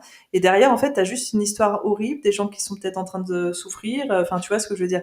Et il y a un Ouais. gros souci de toute façon, de façon générale, d'un point de vue éthique, et j'ai l'impression qu'à chaque fois qu'on parle de cas, en tout cas que ce soit avec toi ou avec Julie Toutoun, on se rend compte que bah ça va pas en fait la morale. Il y a zéro morale à chaque fois. C'est des histoires de gens finalement qui sont suivis et maltraités. Enfin bon, c'est compliqué, hein. Avoir du respect, ça coûte rien, en fait. Ouais, complètement. C'est pas quelque chose qui coûte, de l'argent, c'est pas non, c'est bien, moi je Oui, dis, concluons c'est facile, là-dessus, hein, le respect. soyez respectueux, c'est très simple, c'est Bienveillant. gratuit. C'est ça. Respectueux, bienveillant, ça pour moi c'est les clés quand tu enquêtes et essayez de vous éloigner ou en tout cas arrêter de lier le morbide au paranormal en fait parce que pour moi c'est deux Ouais, choses distinctes. C'est soit vous l'assumez complètement et vous faites pas de paranormal et allez faire des choses morbides, mais arrêtez de le lier parce que pour moi en fait les recherches dans le paranormal au même titre que ce que peut faire la SPR par exemple, pour moi c'est noble mmh. en fait. On fait de la recherche de phénomènes paranormaux, mais c'est vrai que souvent les gens se rendent pas compte, mais éthiquement parlant, ça va pas quoi. Donc en effet, il y a Ouais, plein de choses à changer et on en parlera, je pense, sur un futur podcast. Eh ben écoute, ma chère yes. Julie, merci beaucoup une fois de plus d'avoir donné ton avis parce que je pense que c'était précieux. Déjà, tu nous as apporté plein de clés sur les différents phénomènes poltergeist qu'on a vus ensemble. Par contre, tu vois, c'est intéressant aussi parce que selon toi, aucun de ces cas était lié à une maladie psy. Ça par contre, pour toi, c'est non. Et pareil, tu me confirmes qu'il n'y a pas de maladie psy qui font qu'on peut projeter des objets dans la pièce. Ça aussi, ça n'existe pas a priori. Bah, en tout cas, à ce jour, non. Ok, Ça ça n'a pas n'existe été pas dans la décelé. littérature. C'est ça, jamais été décelé, ça n'existe pas dans la littérature scientifique, ça n'existe pas dans les critères diagnostiques de pathologie mentale, quelle qu'elle soit. Donc, non. En tout cas, pour l'instant, mais À on suivre, sait parce pas que où tu on nous sait l'avais pas dit. où on en sera dans 10 ans, hein. Oui, c'est ça, parce qu'en fait, tu nous l'avais dit la dernière fois, hein, la psychologie, c'est très récent et c'est en constante évolution. Hein. Exactement. Et d'ailleurs, il y a énormément de psychologues, et notamment en Belgique, qui commencent à s'intéresser aux phénomènes parapsychiques. Et Ouais, intéressant. c'est vraiment super intéressant, et on pourra peut-être en parler une prochaine fois de Absolument. ces fameuses recherches, ce serait sympa.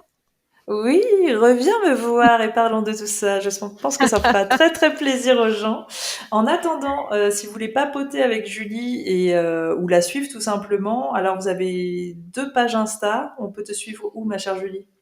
Alors oui, j'ai 2 pages Insta. J'ai, Julie Poulain 11 qui est ma page perso, où je partage en général, ce que je mange et mes chats. Voilà, Voilà. c'est ce que j'allais dire, des photos de chats, mais on aime Des bien photos C'est ça, des photos de bouffe, de chats, voilà, la vie, quoi. et de temps en temps des petits réels marrants, voilà. Et mon autre page, c'est la bouquineuse du dimanche, où là, je fais Oui. plutôt des chroniques lecture. Je partage, voilà, les livres que je lis, si je les ai aimés ou pas, ce que je conseille. Je parle parfois aussi un peu de paranormal. Oui, Et tout à fait. je vais vous dire un truc en exclusivité. Oh!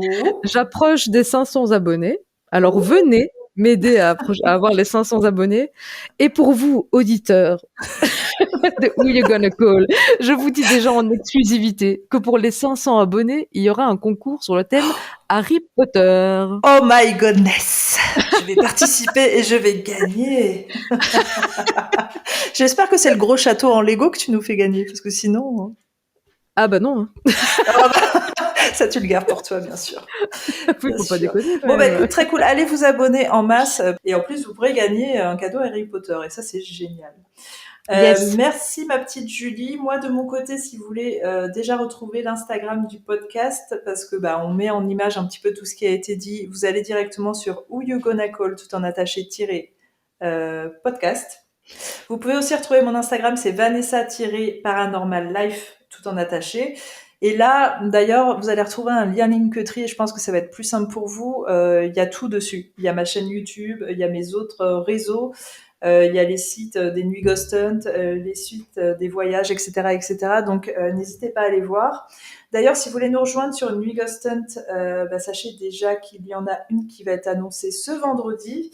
Et que si vous pouvez pas venir sur la prochaine, vous pouvez suivre les événements à venir et vous allez directement sur lesnuitghoston.com et il y a aussi des voyages. Donc des voyages autour de la thématique du paranormal et pour aller voir tout ça, vous allez sur les voyages extraordinaires à chaque fois avec un petit tiret entre les mots et .fr et vous allez voir les voyages qui sont là actuellement.